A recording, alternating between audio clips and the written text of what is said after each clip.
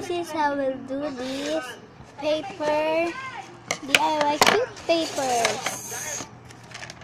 You can do it by paper. This intermediate. First step. Get one piece of paper and fold as a rectangle.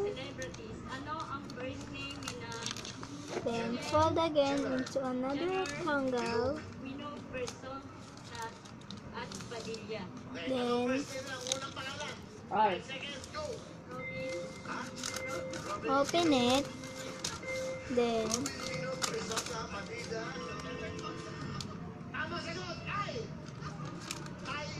put it again to a square. Then a rectangle again. Then open it. Then a rectangle again. Then cut only this,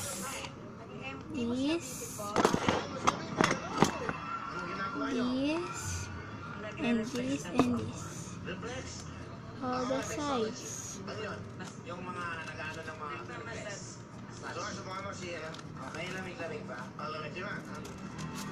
Then open it and cut this.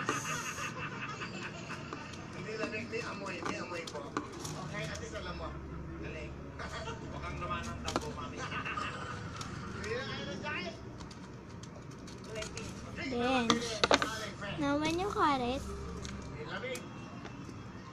put the paper into a frame like this. Then fold it and fold this. Then this is for up, this is for down, and down this. Then fold it again like this.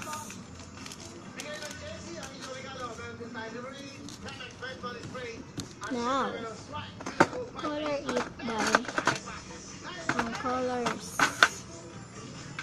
or you may color it by a button only, anything.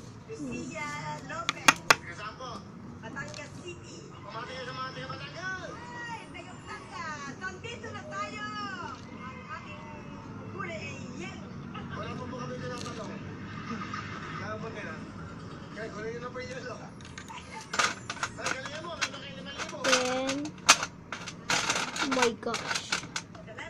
No, wala siya.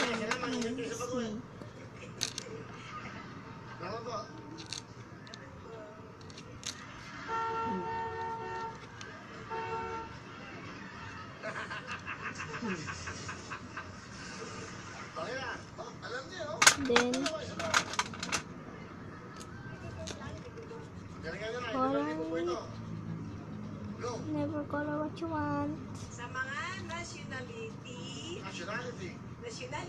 kung ang American Then ay American, wrote here. Aliman. Ano bang aliman? 5 segundo. Aliman. 5 seconds, go!